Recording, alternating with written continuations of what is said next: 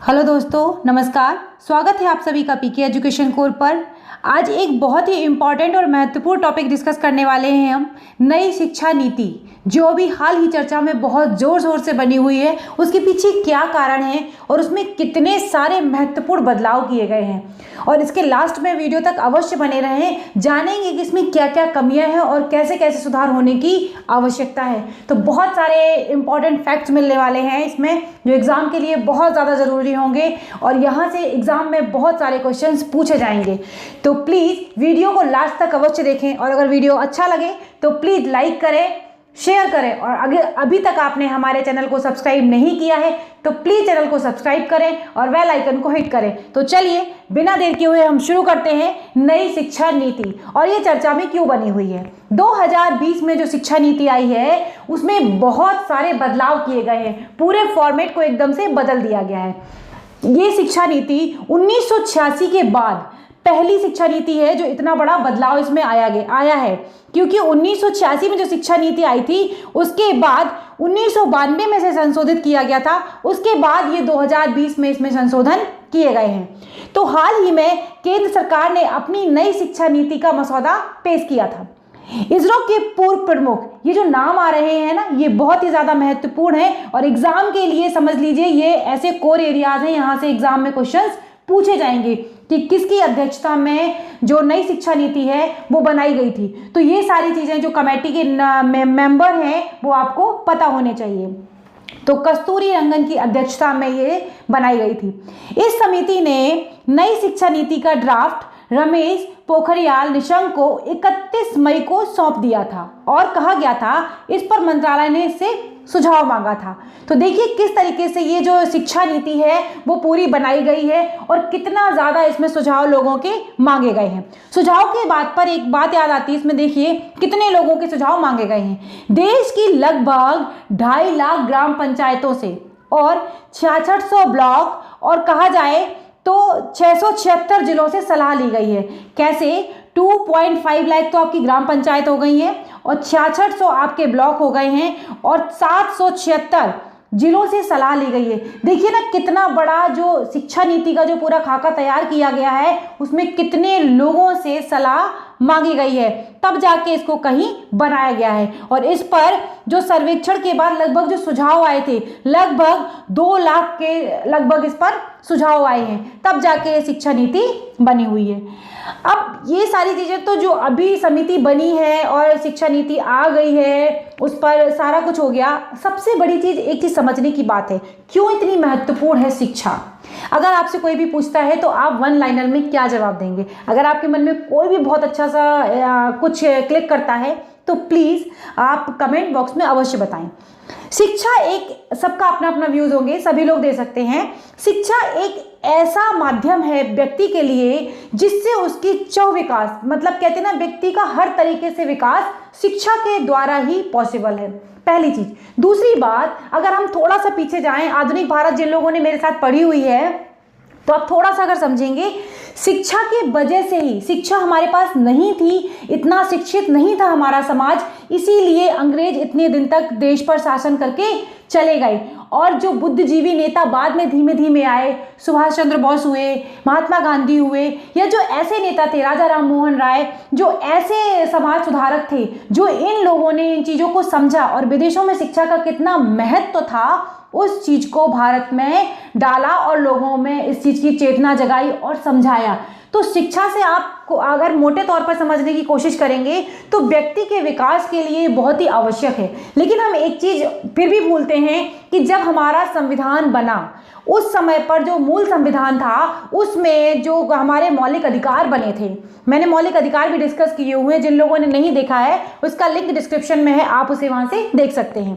तो मौलिक अधिकार बने थे। मौलिक अधिकार में एक चीज थी कि हमारी जो शिक्षा थी उसको मौलिक अधिकारों में जो मूल अधिकार थे उसमें नहीं डाला गया था। ये देखिए, क्योंकि उस समय की जो परिस्थितियां थी वो इतनी नहीं ठीक थी कि हम शिक्षा को अपनी वरीयता रखते, शिक्षा को हम वरीयता पर नहीं रख पाए, इसीलिए आज 60 सालों के बाद भी शिक्षा की क्या हालत है, ये एक वीडियो के माध्यम से बताना शायद बहुत ही मुश्किल होगा। ये अगर आप इस वीडियो को देख रहे हैं तो ऑब्वियस सी बात है आप शिक्षित समाज से बिलोंग करते हैं और आप ये समझ रहे होंगे कि शिक्षा का क्या स्तर है भारत में। तो ये बहुत बड़ी चीज़ थी जो मूल अधिकार के टाइम पर इसे नहीं डाला गया, संविधान के समय मूल अधिकारों में इसे नहीं डाला गया, उसका बाद में उपयोग किया गया और बाद में डाला गया इसको जब 2002 में संशोधन किया गया 86वां, तब जाके, पहले ये राज्य के नीति निर्देशक तत्वों के अंतर्गत था 45वें अनुच्छेद में। ये ऐसे चैप्टर्स हैं यहाँ से बहुत बार एग्जाम में क्वेश्चंस पूछे जाते हैं।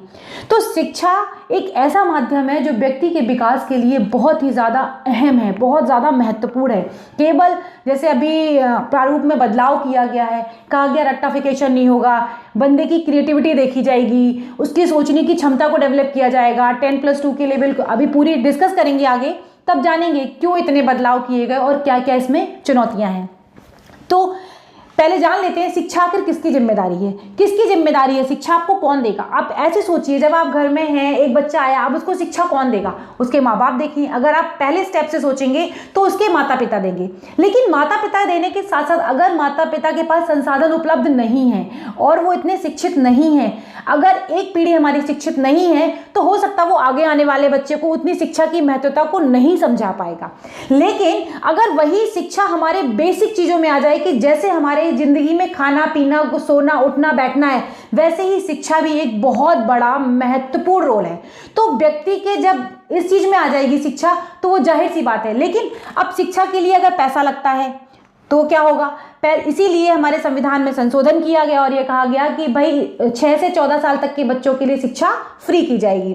तो उसी बात पे, तो इसका अधिकार कौन देगा, राज्य कर सकता है ना, ये चीज राज्य कर सकता है या केंद्र कर सकता है, जो इसी के बारे में बात कर रहे हैं। 1976 से पहले शिक्षा किसका विषय था, राज्य सूची का विषय था। मतलब केवल राज्य ही उसके बारे में सोच सकता था। ये संविधान की 7वें भाग में वर्णित है सारी चीजें। अगर आप देखें तो सूची डिवाइडेड है सारी, वो आगे आने वाले चैप्टर्स में हम डिस्कस करेंगे। तो 1976 से पहले शिक्षा जो थी वो राज्य सूची का विषय था। अब ये बाद में क्या बना, 1976 में जो संशोधन किया गया 42वां संशोधन, ये बहुत ही इंपॉर्टेंट कॉन्स्टिट्यूशन का मतलब संशोधन है और ये बहुत बार एग्जाम में इसको मिनी कॉन्स्टिट्यूशन के नाम से भी हम जानते हैं। इसमें काफी बदलाव किए गए थे। तो इसको समवर्ती सूची में डाल दिया गया। समवर्ती राज्य भी बना सकता है इस पर नियम, और कौन बना सकता है, केंद्र भी बना सकता है। इस पर दोनों मिलकर काम करते हैं। लेकिन अगर कहीं भी राज्य और केंद्र के बीच विवाद आता है तो केंद्र की बात को ही माना जाएगा। तो शिक्षा किसकी जिम्मेदारी है, मतलब जितनी भी राजनीतिक पार्टी हैं या जितने भी लोग हैं यहाँ पर, उन सभी की जिम्मेदारी है जो शिक्षा को लागू कराएंगे। कौन कौन, राज्य भी हो गया और केंद्र भी हो गया। तो समझ में आ गया आपको कि शिक्षा की जिम्मेदारी किसकी है। प्रथम स्तर पर अगर आप देखेंगे तो आपके परिवार की जिम्मेदारी है, लेकिन अगर आप उसमें सक्षम नहीं हैं तो उसको बढ़ाएगा कौन, शिक्षा के प्रावधान जो चीजें हैं उनको कौन समझाएगा। तो इसी तरीके से शिक्षा को आगे जोड़ा गया। अब देखते हैं शिक्षा का अधिकार अधिनियम, ये भी बहुत इंपॉर्टेंट है। यहां से बहुत बार क्वेश्चंस पूछे गए हैं और पूछे जाते हैं। 2 दिसंबर 2000 को 86वां संविधान संशोधन हुआ, जिसके द्वारा 21A या इसे 21 का भी कहते हैं, इसमें जोड़ा गया और कहा गया कि शिक्षा का मौलिक अधिकार बना दिया गया। शिक्षा को इसके तहत क्या बना दिया गया, मौलिक अधिकार बना दिया गया। अगर आप एग्जाम के क्वेश्चन सॉल्व करते हैं और आप देखते हैं तो कई बार एग्जाम में यहां से क्वेश्चन पूछा गया है। इसी मूल अधिकार के लिए साल 2009 में, याद रखिएगा, साल 2009 में निःशुल्क एवं अनिवार्य बाल शिक्षा का अधिकार अधिनियम बनाया गया, जिसे हम राइट टू एजुकेशन एक्ट के नाम से जानते हैं। 2009 में बनाया गया और लागू कब किया गया, 2010 में। ये एग्जाम यूपी पीसीएस में बहुत बार पूछा गया है कि राइट टू एजुकेशन एक्ट कब बनाया गया है और कब लागू हुआ। कंफ्यूज मत होइएगा, ये 1 साल पहले बना और बाद में फिर लागू हुआ। 2009 में बना और 2010 में से लागू किया गया। अब जब कोई भी चीज बनती है, अच्छी चीज बनेगी तो उसके पीछे जरूर कुछ ना कुछ ऑब्जेक्टिव्स होते हैं। इसका भी उद्देश्य था कि प्राथमिक शिक्षा के क्षेत्र में नए अवसर, सार्वभौम, ये सार्वभौम है, मतलब सभी के लिए, जितने भी बच्चे हैं या जितने भी एजुकेशन लेना चाहते हैं उन सभी के लिए अवसर प्रदान किए जाएं और समावेशन को बढ़ावा मिले। और दूसरा क्या है कि माध्यमिक एवं उच्च शिक्षा के अध्ययन के लिए भी अच्छे अवसरों की तलाश करना। इसका क्या उद्देश्य था राइट टू एजुकेशन एक्ट का, यही तो उद्देश्य था कि जितने बच्चे हैं ज़्यादा से ज़्यादा लोग शिक्षित हों, और आगे जाकर क्या होता है, प्राइमरी में ही बच्चे, कई ऐसा होता है कि स्कूल से बच्चे स्कूल छोड़ देते हैं बीच में ही, और कुछ आगे जाने के बाद मतलब उच्च स्तर तक तो पहुंच ही नहीं पाते हैं। बहुत जो ड्रॉपिंग वो है ना दुविधा हमारे यहाँ, हमारे देश में, कि अक्सर लड़कियां भी 8 तक पढ़ के छोड़ देती हैं, 7 तक पढ़ के छोड़ देती हैं, आगे हायर क्लासेस में वो जाना ही नहीं चाहती या जा नहीं पाती। जो भी समस्याएं हैं उन सभी के लिए इन चीज़ों को बनाया गया कि कुछ कुछ आगे, ताकि शिक्षा को आगे ले जाया जा सके। इसमें किया गया 6 से 14 वर्ष, 6 साल से लेकर 14 वर्ष के बच्चों को अनिवार्य शिक्षा देना। अब देखिए इसमें अनिवार्य शब्द आ गया, मतलब हर बच्चे को शिक्षा लेने का अधिकार है और वो शिक्षा ले सकता है। और मैंने बताया ना निःशुल्क, मतलब अब इसमें पैसे भी नहीं लगेंगे, तो इसको शिक्षा लेने का अधिकार ये किसमें बनाया गया, ये राइट टू एजुकेशन एक्ट बना, इसके अंदर ये सारे प्रावधान किए गए और ये हमारे मौलिक अधिकार के अंदर अब इसे डाला गया।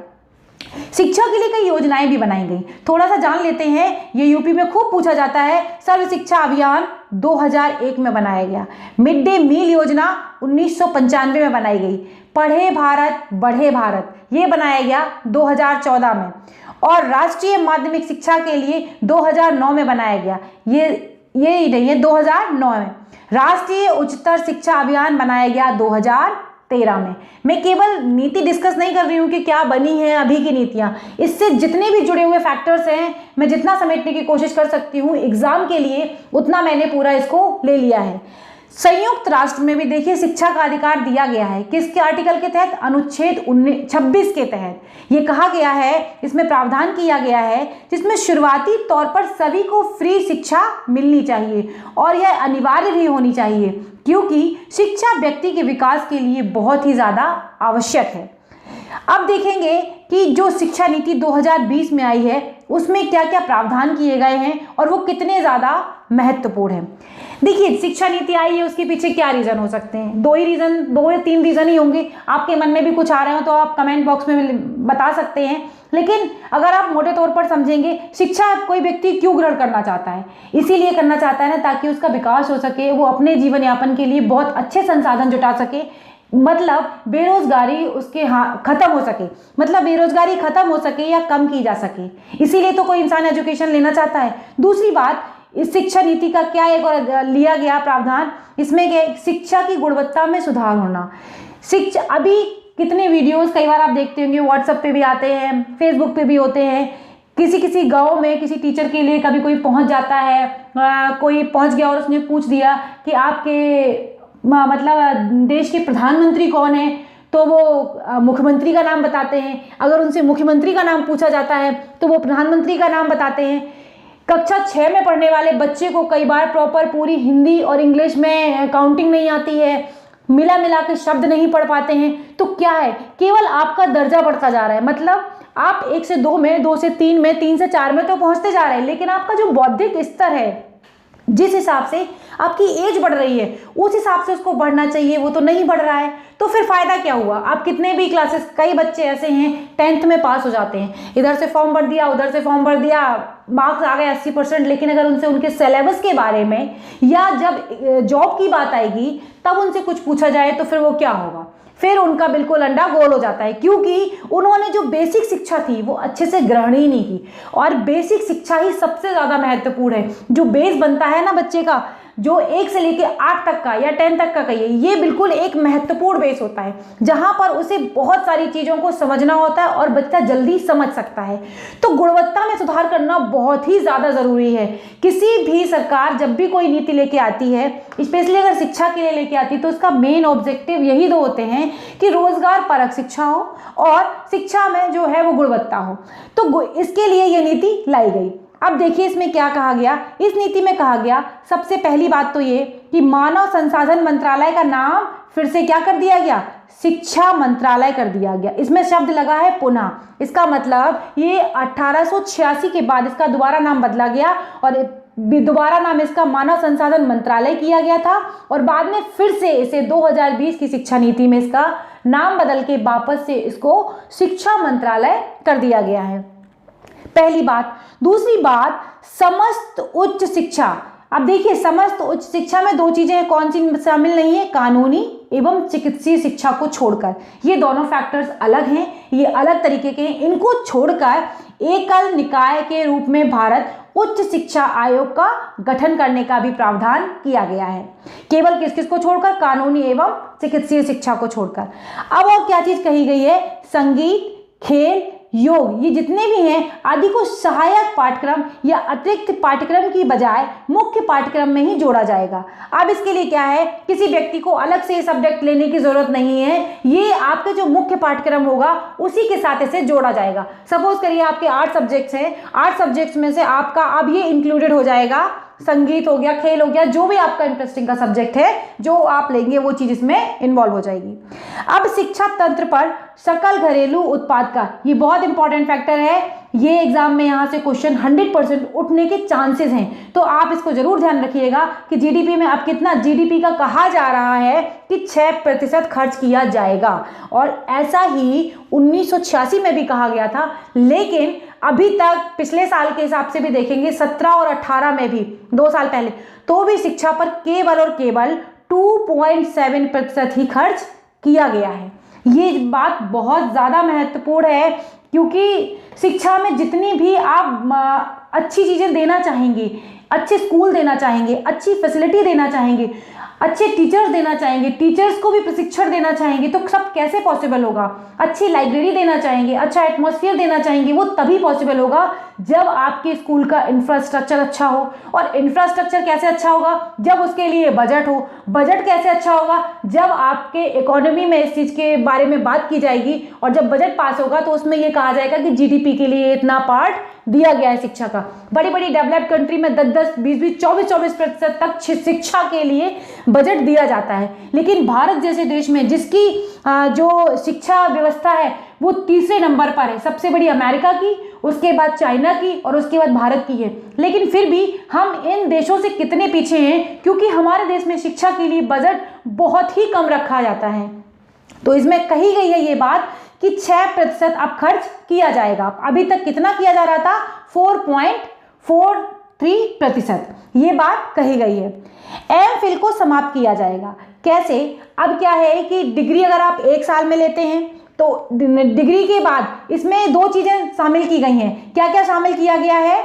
और इसमें कहा गया है कि 1 साल के बाद आपको मिल जाएगा, 1 साल के बाद आपको सर्टिफिकेट, और 2 साल के बाद डिप्लोमा, और 3 और 4 साल के बाद आपको डिग्री मिलेगी। और उसके बाद आप क्या कर सकते हैं? एमए कर सकते हैं। इसमें एमफिल को समाप्त कर दिया गया है, और जो लोग शोध कार्य में जाना चाहते हैं, रिसर्च कार्य में जाना चाहते हैं, उनके लिए ये व्यवस्था की गई है, वो पीएचडी में प्रवेश ले सकते हैं। तो शायद ये बात आपको समझ में आ गई होगी कि क्या क्या प्रावधान किया गया है इसमें। जो नई शिक्षा नीति है उसमें बहुत सारे पॉजिटिव फैक्टर्स आए हैं, लेकिन बात तो तभी बनेगी ना जब ये ग्राउंड लेवल पर लागू हो जाए। अगला क्या है इसमें कि व्यापक सुधार के लिए क्या कर सबसे ज़्यादा जरूरी है? शिक्षक प्रशिक्षण और सभी शिक्षा कार्यक्रमों को विश्वविद्यालय या कॉलेजों के स्तर पर शामिल करने की सिफारिश की गई है। देखिए, शिक्षण प्रशिक्षण भी बहुत ज़रूरी है। जब भी उसके लिए अगर प्रॉपर ट्रेनिंग होगी, जो टीचर क्लास में हैं या जो टीचर पढ़ा रहे हैं, अगर वो प्रॉपर ट्रेंड होंगे तो बच्चों को समझने में भी बहुत आसानी होगी, और वो गुणवत्तापूर्ण शिक्षा को लेने में भी सहायक होगी और देने में भी सहायक होगी। तो ये भी चीज़ कही गई। प्राइवेट स्कूलों की मनमाने ढंग से फीस रखने के और बढ़ाने के लेकर भी इसमें बात कही गई है। इसमें कहा गया है, अक्सर अगर देखा जाता है जितने भी प्राइवेट स्कूल हैं, और स्पेशली अगर वो इंग्लिश मीडियम है, भारत की एजुकेशन में ये मुझे लगता है, हो सकता है मेरा सोचना गलत हो, आजकल क्या है ना, एक होड़ बन गया है कि जो स्कूल इंग्लिश मीडियम है उसकी फीस बहुत ज़्यादा हाई रखी जाती है। 10,000, 12,000, 8,000, 15,000 इस तरीके की फीस रखी जाती हैं। तो उस फीस को रखने के लिए वो क्या दिखावा करते हैं पेरेंट्स के सामने, बाकी जितनी एक्टिविटीज़ हैं वो तो ठीक ही ठीक है, कम्युनिकेशन पर बहुत ज़्यादा फोकस करते हैं। कहते हैं कि आपका बच्चा अंग्रेजी बोलने लगेगा, और सिर्फ इस होड़ को लेकर इतनी ज़्यादा एजुकेशन का स्तर जो है वो तो है ही है, लेकिन एक भाषा को नॉलेज से जज करना शुरू कर दिया है। तो शायद ये भी एक बहुत बड़ी बात है, और कई पेरेंट्स इसमें आराम से जाके 10,000, 15,000 फीस देते हैं। सबकी अपनी अपनी मर्जी है, बट लेकिन ये चीज़ थोड़ी सी समझने वाली है तो मनमाने ढंग से जो फीस रखने और बढ़ाने के लेकर जो प्रयास है उसको भी रोका जाएगा। विषय अब समूह के अनुसार ना होकर आप अन्य विषय भी, मतलब अतिरिक्त विषय भी पढ़ सकते हैं। जैसे जो छात्र इंजीनियरिंग कर रहे हैं वह संगीत को भी अपने विषय के साथ पढ़ सकते हैं। अब आपकी मर्जी है, आप अगर इंजीनियरिंग के स्टूडेंट हैं लेकिन आपको गिटार बजाने में या आपको कोई म्यूजिक में, कोई किसी अलग चीज़ में, किसी स्पोर्ट में, किसी चीज़ में आपको बहुत ज़्यादा मज़ा आता है, वो करना है, तो आप उसको साथ लेकर पढ़ सकते हैं। अब क्या होगा, नेशनल साइंस फाउंडेशन के तर्ज पर नेशनल रिसर्च फाउंडेशन लाई जाएगी। ये कहाँ की संस्था है? अमेरिका की। तो इसकी के आधार पर नेशनल रिसर्च फाउंडेशन लाई जाएगी, जिससे पाठ्यक्रम में विज्ञान के साथ सामाजिक विज्ञान को भी शामिल किया जाएगा। अगर नई शिक्षा नीति ग्राउंड बेस पर अगर ये लागू हो जाती है तो वाकई बहुत सारे चेंजेस देखने को मिलेंगे, और लेकिन अगर ये लागू नहीं होती है, उतने अच्छे से जमीनी स्तर तक नहीं पहुंचती है, तो फिर तो जैसा चल रहा है वैसे ही चलता रहेगा। पहले एक चीज और अब देखिए, इसमें पहले और दूसरे कक्षा में गणित और भाषा एवं चौथे और पांचवें कक्षा के बालकों के लेखन पर जोर देने की बात कही गई है। समझिए इस चीज को, पहले और दूसरे कक्षा में गणित, ठीक है, भाषा एवं चौथे और पांचवें कक्षा के बालकों के लेखन पर जोर देने की बात कही गई है। 3 साल तक, अभी आगे इसको डिस्कस करेंगे तो यही सारी चीज इसमें भी मिल जाएगी पूरी। 10+2 का जो फॉर्मेट है उसको समाप्त कर दिया गया है। पहले क्या होता था, जब बच्चा 10th पास कर लेता था उसके बाद उसके पास 2 ऑप्शन होते थे कि वो बायो में जाना चाहता है, मतलब कॉमर्स में जाना चाहता है, या फिर वो मैथ्स में जाना चाहता है, ठीक है। तो ये जो होते थे, अब इसके साथ PCM, physics, chemistry, math, bio के साथ दूसरे सब्जेक्ट, कॉमर्स के साथ दूसरे सब्जेक्ट, अब ऐसा नहीं है, पहली चीज। दूसरी चीज एक और समझिए, ये कह रहा है, पहले ये वाली चीज समझते हैं। 5 का क्या मतलब है? 5 में ये कह रहा है कि 3 साल और 2 साल में इसको डिवाइड किया गया। जब बच्चा 3 साल का होगा, स्कूल पहुंचे, आराम से खेले, उसको जो एंजॉय करना है, टीचर्स को भी इस तरीके से शिक्षित किया जाएगा कि वो बच्चों को एज अ गार्जियन की तरीके से उसको समझें और अच्छे से बच्चों के साथ एंजॉय करें और उनको भी कराएं, ताकि बच्चा स्कूल आने से ना डरे। मेन ऑब्जेक्टिव क्या है, कई बार ऐसा देखा जाता है, स्पेशली ग्रामीण इलाकों में तो बहुत ज़्यादा ऐसा देखा जाता है कि स्कूल सिर्फ मिड डे मील आने के बावजूद भी बच्चे स्कूल आने को तैयार नहीं होते हैं गाँव में। क्यों? उसके पीछे रीज़न है, क्योंकि बच्चों के पास ना तो कोई खेलकूद के एक्टिविटीज़ के लिए कुछ होता ही नहीं है। वो क्या करेंगे? अगर उनकी जो बच्चों को गेम पसंद है, अगर गांव के बच्चे हैं उनको गांव वाले गेम पसंद हैं, तो वो वाली एक्टिविटीज़ भी होना चाहिए, और प्लस कुछ सिखाने के लिए कुछ एक्स्ट्रा एक्टिविटीज़ भी होना चाहिए। तो वो सारे जो प्री नर्सरी वाले प्रोग्राम हैं वो 3 साल तक यहाँ पर कराए जाएंगे। फिर दूसरे में क्या है, 1 और 2, यहाँ पर ये 2 चीज़ें ऐड हो जाएंगी। तो पहली कक्षा और दूसरी कक्षा, ये आपके 5 ईयर का प्रोग्राम यहाँ पर खत्म हो जाएगा। ये चीज़ हो गई। अब अगर हम बात करें 3 की, तो इसके बाद पहला दूसरा तो ये हो चुका है। अब बच्चा यहाँ से तीसरे में बैठेगा, 3 में, 4 में और 5 में। तो ये जो प्रोग्राम है 3, 4, 5 में, यहाँ से बच्चा एग्जाम देगा, साल दर साल बढ़ेगा और वैसे करके क्वालिफाई करके 5 में पहुँच जाएगा। ये इस तरीके से हो जाएगा। ये जो 3 वाला है, इसमें क्या होगा, 5 तक तो यहाँ पढ़ चुका है, अब पढ़ेगा 6, 7 और 8 को, ठीक है। इन तीनों में अब इसमें क्या है, थोड़ी सी नॉलेज ऐसी दी जाएगी बच्चे को, कौशल विकास वाली। समझिए 6 से लेके जो 8 तक का प्रोग्राम है, 6, 7, 8। अगर मैं थोड़ा फास्ट हूँ तो आप वीडियो को पॉज कर लीजिए या फिर वीडियो को पीछे थोड़ा करके आराम से देख सकते हैं। तो 6, 7 और 8, इसमें क्या है, कंप्यूटर का ज्ञान आपको बहुत अच्छे से दिया जाएगा। पहली चीज़, आपको थोड़ी बहुत कोडिंग भी सिखाई जाएगी। ऐसा नहीं कि आप एक ही दिन में पूरा सॉफ्टवेयर डेवलप कर लेंगे, ऐसा नहीं है, आपको कोडिंग सिखाई जाएगी। बाकी जो आपका मन होगा वो सब्जेक्ट भी इसमें आप इंक्लूड करेंगे। कॉमन सब्जेक्ट्स पढ़ने वाली जो बात पहले थी उससे थोड़ा हट के अब ये चीज़ें आई हैं। बाकी आप सब्जेक्ट पढ़ेंगे और 7th में भी वही चीज़ होगी और ये चीज़ 8th में होगी। अब आते हैं 4 वाले प्लान पर। 4 वाले प्लान में पहले क्या होता था, 10+2, मतलब 10th तो आपका पास हो गया, इसके बाद 11th और 12th, ये 2 चीज़ें शामिल होती थी 10+2 में। अब क्या होगा, अब देखेंगे 9th + 10th + 11th + 12th, तो मतलब 1 मिनट देखिए, 9th + 10th + 11th +12, ये जो चारों हैं ये हमारे इस वाले फॉर्मेट में आएंगे। 9th के बाद से, पहले क्या था कि आपको 10th के बाद मैंने बताया आपको सब्जेक्ट चूज करने का ऑप्शन था, अब ऐसा नहीं है। अब आप अपनी मर्जी के सब्जेक्ट चुन सकते हैं, जो भी आपको पसंद होंगे वो सब्जेक्ट आप 9, 10, 11, 12 तक चुनेंगे, पहली चीज। दूसरी बात एक और है कि इसमें अगर बात करी जाए एग्जाम की, जो बोर्ड एग्जाम वाला कॉन्सेप्ट था, इसमें 2 तरीके के एग्जाम होंगे। 2 तरीके के कैसे एग्जाम होंगे? पहले हाफ ईयरली वाला बोर्ड, दूसरा ऐसे करके ये वाले बोर्ड होंगे। अब एक एक बोर्ड जो होता था ना उस तरीके का नहीं होगा, तो बोर्ड का सिस्टम भी अब इसमें चेंज कर दिया गया। पहला जो आपका एग्जाम होगा हाफ ईयरली बोर्ड वाला, उसमें क्या होगा, ऑब्जेक्टिव टाइप्स क्वेश्चन होंगे, और अगले वाले में क्या होंगे, मेंस होंगे। मेंस के मतलब राइटिंग स्किल भी आपकी इंप्रूव कराई जाएगी, और प्लस आपकी सोचने और समझने की शक्ति को भी बढ़ाया जाएगा। उसमें रट्टाफिकेशन वाले जो जैसे चैप्टर्स होते थे वो चीज़ नहीं आएगी। तो ये जो फॉर्मेट है ये बहुत ही ज़्यादा बहुत अच्छा एक तरीके का सुझाव, मतलब हमारी जो नई शिक्षा नीति आई है ये अगर देखा जाए तो मुझे सबसे पसंद यही आया। ये बहुत अच्छा एक फैक्टर इसमें डाला गया है। इसके तहत पहले 5 साल में, जो मैंने अभी आपको सब बताया है ये वही लिखा है, पहले 5 साल में प्री प्राइमरी स्कूल के 3 साल जो मैंने बताए, कक्षा 1 और 2 सहित फाउंडेशन स्टेज शामिल है। मतलब ये जो 5 स्टेज बताई गई है इसको हम फाउंडेशन स्टेज भी कहेंगे। अगला है, पहले जहां सरकारी स्कूल कक्षा 1 से शुरू होती थी, अब वहीं 3 साल से प्री प्राइमरी के बाद कक्षा 1 शुरू हो जाएगी। पहले क्या होता था, 1 से शुरू होती थी, अब क्या है प्री प्राइमरी, मतलब पहले 6 के बाद 1 शुरू होती थी, अब 3 के बाद ही प्री प्राइमरी से इसको जोड़ दिया गया है, और इसके बाद 3 और 5 के 3 कक्षाएं शामिल होंगी।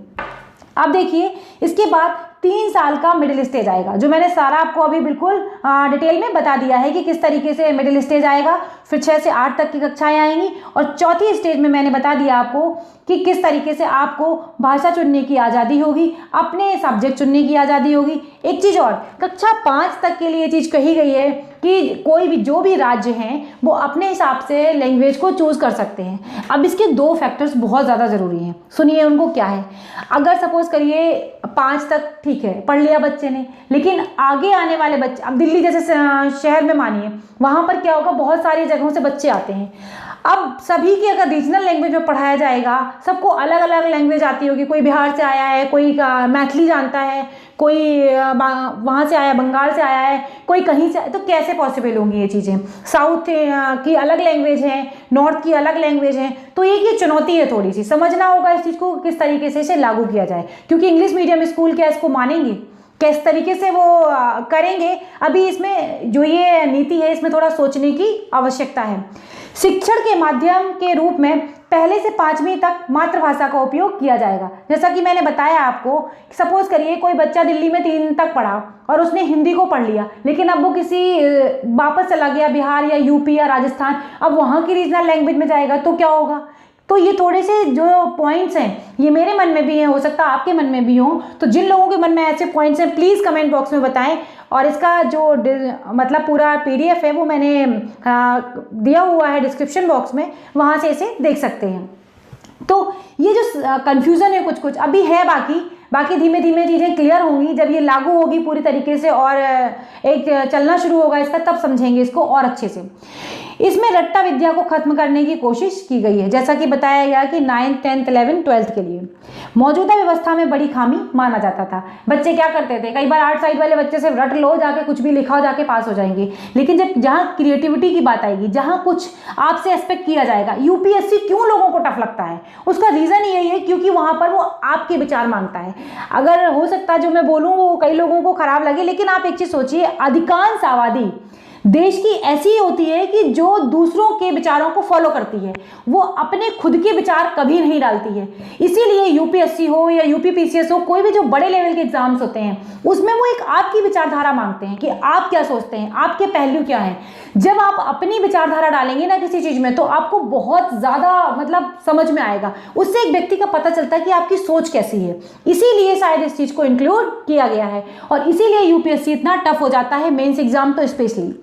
किसी कारणवश विद्यार्थी उच्च शिक्षा के बीच में ही कोर्स छोड़ देते हैं। बहुत सारे कारण होते हैं जो विद्यार्थी क्या करते हैं, बीच में ही छोड़ के चले जाते हैं। कई बार परिस्थितियां उनके मतलब साथ नहीं देती हैं, किसी की फैमिली में कोई कमाने वाला नहीं होता है, उनको रोजगार बहुत ज़रूरी होता है ताकि वो अपने घर का पालन पोषण कर सकें। कई बार लड़कियों के साथ बहुत समस्याएं आती हैं। आज भी हमारा देश इतना आगे निकल गया, लेकिन फिर भी अगर हम पीछे मुड़ के देखते हैं, गाँव की तरफ आप रुख करेंगे तो बहुत सारी आबादी आज भी देश में ऐसे लोग हैं जहाँ पर शिक्षा का स्तर बहुत ही ज़्यादा डाउन है। ना सिर्फ केवल लड़कों के लिए तो है, लड़कियों के लिए तो बहुत ही ज़्यादा डाउन है। उसका रीज़न यही है क्योंकि ऐसा सोचा जाता है कि शिक्षा पर जो उच्च शिक्षा है या जो माध्यम शिक्षा है उसके ऊपर, माध्यमिक शिक्षा पर हम इनके ऊपर खर्च नहीं कर पाएंगे, ऐसी सोच है लोगों की और नहीं करते इसी। और कई बार इसमें और भी बड़ा रोल प्ले करता है स्कूल का इंफ्रास्ट्रक्चर। गाँव में जो स्कूल है, अभी आपने स्वच्छ भारत अभियान के बारे में इतना मोदी जी प्रचार करते हैं, हमने उससे बहुत कुछ सीखा और अब कई हद तक ये चीज़ें थोड़ी थोड़ी धीमे धीमे ठीक हो रही हैं। उसका रीज़न समझिए, जब लड़की बड़ी होती है बहुत सारी प्रॉब्लम्स होती हैं, अच्छा इंफ्रास्ट्रक्चर ही नहीं है स्कूल का, कहाँ बच्चे बैठेंगे, कहाँ वो गर्ल्स बैठेंगी, कहाँ वो वॉशरूम जाएंगी, कहाँ वो अपने आप को फ्री फील कर सकती हैं, ऐसे बहुत सारे प्रॉब्लम्स हैं। तो इन चीज़ों के लिए अच्छा इंफ्रास्ट्रक्चर होना बहुत ज़्यादा आवश्यक है। तो यही है कि बच्चे स्कूल छोड़ देते हैं, कई बार लड़कियों की शादियां हो जाती हैं बीच में, कई बार पैसे की कमी आती है, कई बार वहाँ का माहौल अच्छा नहीं होता है। तो बहुत सारे फैक्टर्स हैं जो ग्राउंड लेवल पे इन चीज़ों को सोचना चाहिए। तो ये चीज़ें शायद कुछ नई शिक्षा नीति इसमें कुछ अच्छा कर सके। ऐसा करने पर उन्हें कुछ नहीं मिलता, उन्हें डिग्री के लिए दोबारा से नई शुरुआत करनी पड़ती है। कई लोग क्या हैं, उच्च शिक्षा में इन्होंने एडमिशन तो ले लिया कॉलेज में, लेकिन लिया था 4 साल के लिए, कोई मजबूरी हो गई, बीच में ही छोड़ना पड़ा, तो क्या हो गया, अब ऐसा नहीं होगा। अब 1 साल पर आपको सर्टिफिकेट, 2 साल पर डिप्लोमा और 3 साल पर या 4 साल पर आपको डिग्री मिल जाएगी। ये ऐसे प्रावधान इसमें किए गए हैं। इसी को लेकर जवाहरलाल नेहरू विश्वविद्यालय के कुलपति एम जगदीश कुमार ने इस नई शिक्षा नीति को समावेशी कहा है। समावेशी का मतलब आप समझते ही होंगे, सभी के लिए विकास आवश्यक है और शिक्षा एक ऐसा माध्यम है जिसके द्वारा व्यक्ति क्या, देश क्या, हर नागरिक सभी शिक्षित होंगे, तभी हमारे देश की इकोनॉमी और जीडीपी हर तरीके से ग्रो कर सकती है। ये सारी चीज़ें अब थोड़ा सा देख लेंगे। शिक्षा से जुड़ी समस्याएं, शिक्षा से जुड़ी हुई समस्याओं के बारे में समझना इसलिए बहुत आवश्यक है क्योंकि ये ऐसा टॉपिक है जिसमें कितनी सारी कमियां हैं, इसके बावजूद भी बहुत सारे अच्छे पॉइंट्स भी हैं। तो हम कमियों को पहले समझने की कोशिश करते हैं।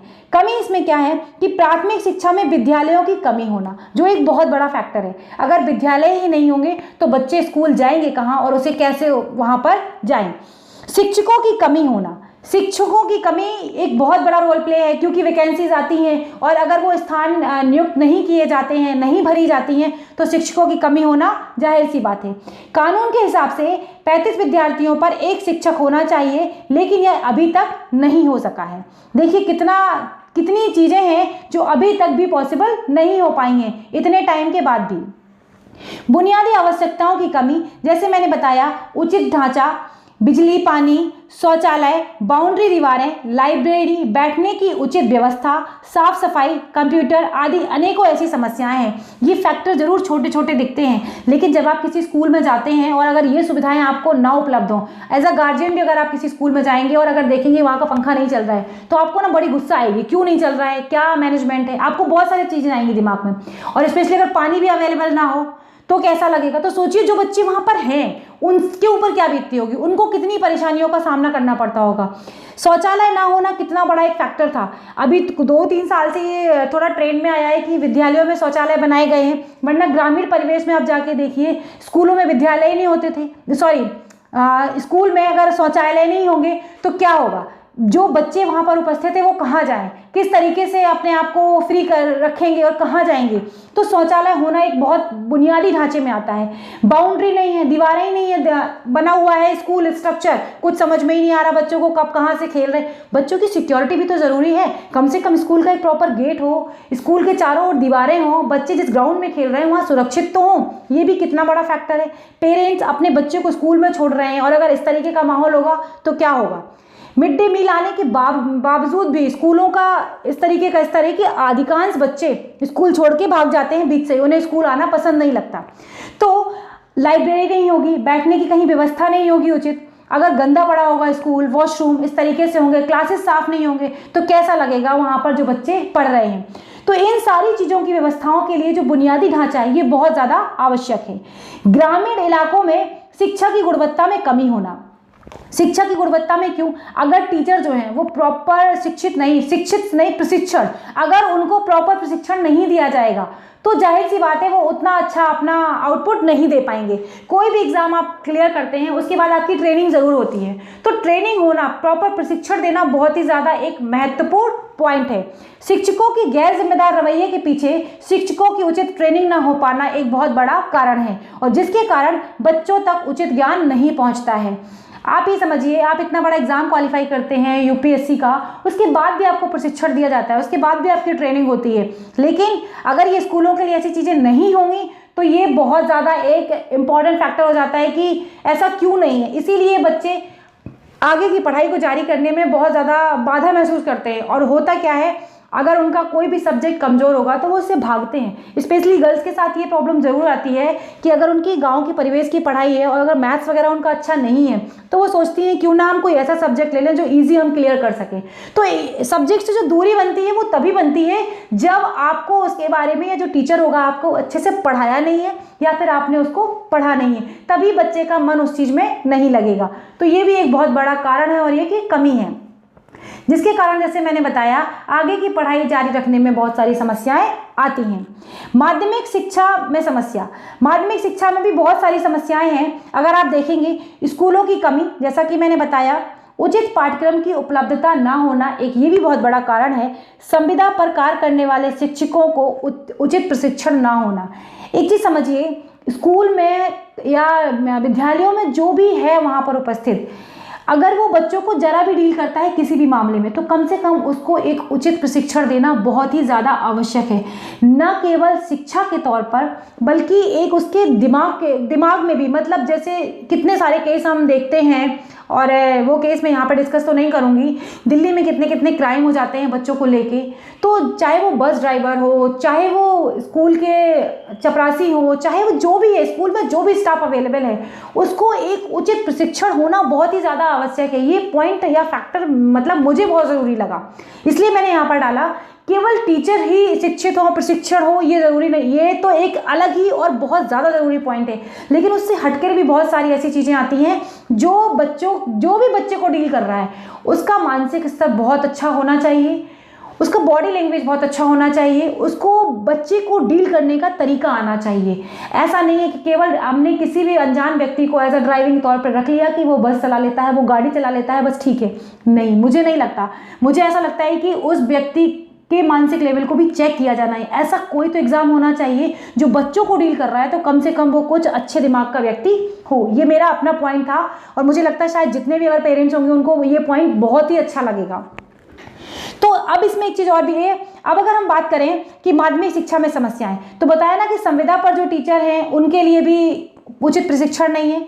गरीबी के कारण 60% विद्यार्थी स्कूल छोड़ देते हैं। जब लोगों को लगता है कि उनके घर में अगर कोई ऐसी समस्या आ गई कि उन्हें अपने जीविकोपार्जन के लिए पढ़ाई से ज़्यादा ज़रूरी उन्हें रोज़गार लगता है कि वो कुछ काम करें, तो वो जाहिर सी बात है दूसरी तरफ मुड़ जाएंगे और अपने परिवार के लिए हर व्यक्ति कुछ ना कुछ करना चाहता है।